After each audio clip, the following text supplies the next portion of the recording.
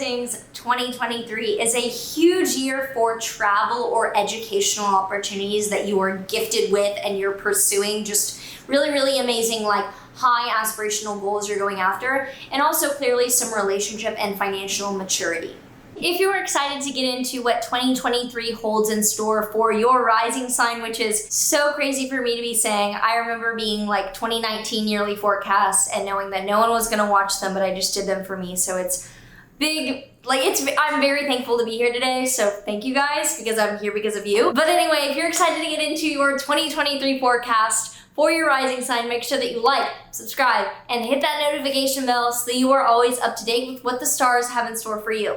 So we're going to start out by running through the 4 major topics for this year. Then we're going to pull a tarot card, and then we'll get into the nitty-gritty details. So starting out on the first point is that there's a Taurus pileup this spring in your 9th house of foreign travel and higher education, showing that some breakthrough, positive yet disruptive opportunities are coming to you around long-distance travel or high-level education. Secondly, Pluto will be briefly entering Aquarius, which is your 6th house of physical health and coworkers, previewing a transformation that will be more long-term over the next 2 decades. Thirdly, Saturn will be entering your Pisces 7th house. Saturn's a planet of maturity, and this shows a 3-year transit of maturity and challenge in close one-to-one relationships. And finally, for the second half of the year, the North Node enters your Aries 8th house, and the South Node enters your Libra 2nd house, showing much more focus on long-term investing, shared finances, your future in finances, rather than day-to-day spending, which you're probably saving or not doing as much of. The tarot card that we have here for Virgo risings is the 5 of Swords. This shows someone who has beat the people around him. Like, you can see that he's a victor. I don't know why this isn't focusing. He's a victor and he has beat the people around him. So this guy has beat the other people. It shows basically you've won, but also now you're lonely. And you have finished this chapter, and now you're like, what's next? So this is a what's next year of taking on the next steps, it seems. So January is a big go month of all systems go, basically. There's a lot happening to move forward around career and around travel opportunities for you or educational opportunities. The 9th house is getting a lot of activations for you the first part of the year. The 9th house is generally higher education or foreign travel opportunities. So it might be either one of those two for you personally. But on the 12th, we start out with Mars direct in your Gemini 10th house. Mars retrograde over the past few weeks was reconsidering career, reconsidering your job, reconsidering your public image, and maybe taking steps back. Now that Mars retrograde is over, you're now enforcing boundaries or moving forward with career goals that you were rethinking during the past few months. On the 18th, Mercury stations direct in your Capricorn 5th house, showing that now communication hiccups are over and you're moving forward with clear communication around romance or creative things in your life. There could have been some issues or having to go back and fix things over the past few weeks. And finally, on the 22nd, Uranus is going to be direct in your Taurus 9th house, showing moving forward with sudden changes around education or travel for you that have to do with your future and your future goals. I have a fan on because my apartment is hot during the day. I'm going to turn this motherfucker off because it's just my hair's getting in my mouth. Now I'm a little hot, but it's worth it. Maybe the audio is better. We're skipping February because it's not as important of a month. We're moving straight to March. March is a month of major breakthroughs, major challenges, and major confusion. So we start out the month with a great financial transit. On the 1st to the 2nd, Venus will be conjunct Jupiter in your Aries 8th house. This is amazing for an investment or a shared financial opportunity to really take off. And there's a Mercury-Saturn conjunction in your 6th house, showing that this news could come from a coworker or this news could be around a health-related topic. Now on the 7th, Saturn enters your Pisces 7th house. This is a 3-year transit of the planet of challenge and commitment in your 7th house of committed relationships. So it does look like a commitment or a challenge that you're now moving forward with around relationships. And it's going to be a long background transit of maturity and forming boundaries in these close bonds. Now on the 12th, Jupiter conjoins Chiron in your 8th house. Jupiter expands and Chiron shows vulnerability. So there might be an opportunity to trust or to emotionally heal something in regards to finances or a lack mindset because of the opportunities that are coming up for you. Then from the 13th to the 14th, Mars in your 10th house will square Neptune in your 7th house. And right after that, there's further planets in Pisces squaring Mars in your 10th house. So there's this aggression and this drive that you're going after in your career, but your relationship is confusing that. So there's some relationship things going on that are leading to some issues issues and you going after what you want in your career. On the 23rd, Pluto enters your Aquarius 8th house. So Pluto briefly dips into Aquarius, showing transformation on a financial investment long-term level that you will be going after over the next 2 decades. So this is just a little bit of a preview. So if there's an interest in investing or setting yourself up financially during this spring-summer period, it's probably a preview for what you're larger going to be getting into over the next 2 decades. Now on the 25th, Mars will finally leave your Gemini 10th house and enter your Cancer 11th house. It has been 7 long months of Mars in your 10th house, showing struggle or challenge in your career and some obstacles to overcome. Now with Mars in your 11th house, the challenges are social or with larger groups of people. However, Mars will not be there as long and it is not as challenged in the sky whatsoever, so it is a welcome transit of Mars. Now on the 28th, Mercury will conjoin Jupiter in your Aries 8th house. This shows opportunity and good news in regards to shared finances, just continuing on the theme. And from the 30th to the 31st, Venus will conjoin Uranus in your Taurus 9th house. This looks like sudden opportunity or something suddenly valuable showing up around education or travel in your life to end March. Now, April is also a month of optimism and confidence, specifically financially for you, because from the 11th to the 12th, we will have the Sun conjunct Jupiter in your Aries 8th house. This shows the growth of awareness or opportunity or insight financially. And on the 20th, there is a total solar eclipse in your Aries 8th house. A large-scale new beginning around something growing over the next 6 months. For you, it's in your 8th house of shared finances or more complicated financial setups that you share with someone else. Now on the 21st, Mercury will station retrograde in your Taurus 9th house. Mercury retrogrades show communication hiccups or rethinking something interpersonally. For you, it's in your 9th house of foreign travel or higher education. So as we get into May, there might be some changes or some issues communicating around your travel or your education plans. May is a month of some foundational new beginnings, really clearly around your education or your travel. It could also be beliefs, but for most of you, I'm going to guess it's a substantial relocation internationally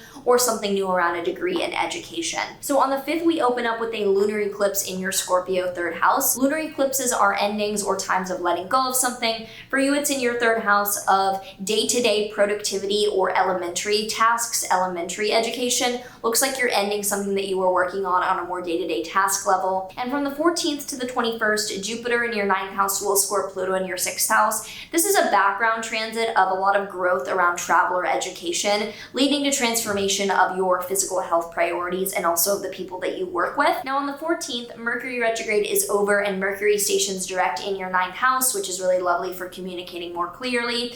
And on the 16th, Jupiter enters your Taurus 9th house, showing significantly more growth, opportunity, and optimism when it comes to what you're pursuing either educationally or travel-wise. And on the 19th, there is an overwhelming Taurus new moon with so much going on in Taurus in your 9th house. Sun, Moon, Mercury, Uranus, Jupiter, North Node, showing huge growth opportunities to set off after something in regards to what you're studying or what you're traveling.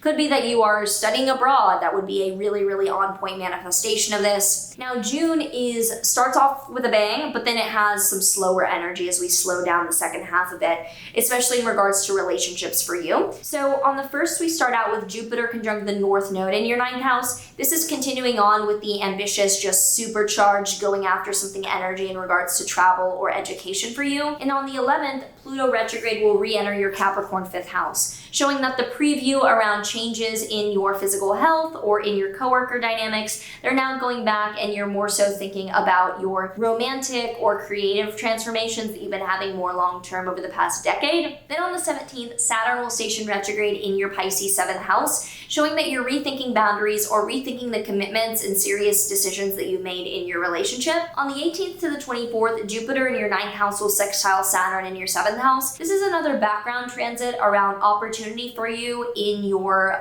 travel or in your education, coming as a result of the commitment to a relationship. So this relationship is what is granting the opportunity for you in travel or in your education largely.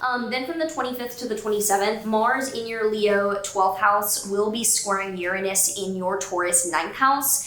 This shows that internally there's some mental health things that you're dealing with that are leading to some unexpected or just some unwanted chaos in your plans, that mentally you're scattered and that's throwing off some of the long-term plans you have. And finally, on June 30th, Neptune will station retrograde in your Pisces 7th house, showing that you're rethinking goals or dreams about your relationship. Now, July is a turning point of reconsideration financially for you because on the 17th, the North Node enters your Aries 8th house and the South Node enters your Libra 2nd house. This shows a lot more focus on long-term investing, long-term finance, and long-term putting assets aside rather than short-term spending or your money here and now. There's a lot more focus on long-term assets and long-term investing. Then from the 19th to the 21st, Mars in your 1st house will oppose Saturn in your 7th. Looks like whatever you're going after is leading to your partner trying to slow you down. Your partner's like, whoa, whoa, whoa. You're being a little bit aggressive or ambitious and your partner's like, let's not do that. Then from the 21st to the 22nd, the Sun in your 11th house is opposing Pluto in your 5th house. Your partner might be trying to control the people that you hang out with. Pluto in the 5th shows manipulation or power dynamics from a romantic partner or from a creative project. And Sun in the 11th shows a focus on friends. So your partner may not want you to be associating with a group of people or hang out with a certain group of friends. And on the 22nd, Venus is stationing retrograde in your Leo 12th house. Venus retrogrades are a rethinking of values or rethinking what you stand for and what you really admire and represent in that area of your life. For you, it's around mental health. So you might be taking a little bit of a step back or like a mental health break energy or rethinking how you support your mental health with spiritual practices. Then on the 23rd to the 25th, Pluto will be at the bending of the nodes. So Pluto will be at the 90-degree angle between the North and the South node in your 5th house of dating and romance, showing that this romantic relationship or the creative project that you're working on is an important turning point for the financial future of you investing rather than just like spending day to day. August is still a fairly slow month, not too much going on until the 21st to the 23rd when Mars in your 1st house opposes Neptune in your 7th house. Your partner may be confusing. Your partner may be slowing you down and confusing you. On the 23rd, Mercury will station retrograde in your 1st house. You are now rethinking communication. You're rethinking what you stand for. You are going inward, being a little bit more silent or introverted. And on the 28th, Uranus stations retrograde in your Taurus 9th house. So you're rethinking large-scale changes, large-scale sudden events that have occurred around foreign travel or higher education. You're now reconsidering some of those things that you've embarked on. In September, the pace does begin to pick back up, specifically around your mental health and your confidence. So on the 3rd, Venus stations direct in your Leo 12th house. Venus retrograde is over and you're now firmly moving forward with the steps and the support for your mental health that you've thought about. And on the 15th, Mercury stations direct in your Virgo 1st house. This is great for communication and being more direct, being more eloquent. You're now moving forward with more confidence in how you're speaking. And this October, the breakthrough cycle continues specifically around finances for you. Because on the 10th, firstly, Pluto stations direct in your Capricorn 5th house. You're moving forward with more adjustments or transformations creatively or in your romantic relationship. And on the 14th, there's a solar eclipse in your Libra 2nd house. Solar eclipses are really intense, very important new beginnings. This one is in your 2nd house of finances and of income. So you're moving forward with a really intense, very growth-oriented financial new beginning. It might be a new income stream or way of earning money. From the 27th to the 30th, however, Mars in your 3rd house will oppose Jupiter in your 9th house. This shows that your day-to-day things that you're trying to accomplish are troublesome versus your long-term goals are going really well. You're really busy on a day-to-day basis and you're like, oh my God, I'm working on so much, but your long-term goals and opportunities of what you're achieving or studying or traveling for are going really well. And with Mercury conjunct Mars in your Scorpio 3rd house, you could be getting into arguments with people that you see on a day-to-day basis and that being part of the issue. On the 28th, there is a lunar eclipse in your Taurus 9th house. Lunar eclipses are large-scale endings or things that are completing. And for you, it's in your 9th house of higher education or foreign travel. So a chapter could be ending around a degree or somewhere that you're traveling. November is full of some more sudden changes, specifically education or travel-wise for you. So from the 2nd to the 3rd, the Sun in your 3rd house will oppose Jupiter in your 9th house. This just shows ongoing that you're trying to finish day-to-day tasks, but your long-term goals are taking up some energy and you're like, wait, I need to be productive and do this here and now, but this is what's calling for me on a more long-term basis. From the 3rd to the 4th, Venus in your 1st house is opposing Neptune in your 7th house. This can be kind of lovely, but it can also show that things are going really well in your relationship and you could be too good to be true. That be careful not to get your hopes up or project onto them something that you want. It's lovely, it can also be confusing. On the 4th, Mercury in your 3rd house will oppose Uranus in your 9th house. So some sudden events having to do with your long-term travel or educational goals could be leading to some chaos and some just busy, frantic things with your tasks on a day-to-day level. But luckily on the 4th, Saturn will station direct in your 7th house, showing that the boundaries or decisions around relationships for you are becoming clearer and you're able to enforce them. From the 11th to the 18th, the Sun and Mars in your Scorpio 3rd house house will oppose Uranus in your 9th house. Again, there's a lot of focus on day-to-day tasks, but it's overwhelming because of the priorities long-term that you have. And finally, from the 24th onward, we have Mars in your 4th house squaring Saturn in your 7th house. So some issues at home could be met with some blockages from support from your partner. If you're trying to do everything at home and your partner's not helping, or your partner is not happy with the way that things are going around at home. December has some challenges at first, but a really optimistic end to the month. So Mercury will station retrograde in your 5th house on the 13th. Mercury retrograde is rethinking communication or having some communication issues. For you, it's in your 5th house of dating or creativity. And on the 23rd, that Mercury retrograde will enter your 4th house of home and family. So then the confusion or rethinking goes towards family and home matters. But luckily on the 30th, Jupiter stations direct in your 9th house of foreign travel or higher education, showing that those things are continuing to grow and improve. And we start out 2024 on January 1st with Mercury stationing direct in your 4th house, showing that family related things do improve and get better from 2024, 1st January onward. Thoughts, predictions, or anything to say about what that already has coming for you, feel free to comment down below. Would love to hear from you and already your expectations or things you're looking forward to for this year. The Work Your Life Oracle deck card that we have for Virgo risings here is no. Wait, postpone, pause, say no. So with this card, generally it shows being more conservative with what we agree to and saying no to things that come up that do not feel aligned. So if you feel like you disagree with your partner, I believe I do see that you have a specific goal, a specific vision, something you have in mind, and your partner might not be supportive of that. So there's maturity and a certain amount of no that you're saying there. This was a helpful, informative guide to 2023. I put a lot of heart and soul into prepping for these, much more than normal, because I wanted these to be very important as the marinara sauce matures. It gets baked into the pizza, whatever. If you're new here, okay. I hope that this was, as I said, helpful and informative, and if you have any comments, I would always love to see them down below. I do scan through everything, and mostly I respond to what I can in the moment, really recognize and see, but I do see almost everything, if not everything. I think I see everything, Ping me a multiple times if you really have an emergency. If not, I have a lot. I will see you in the next one.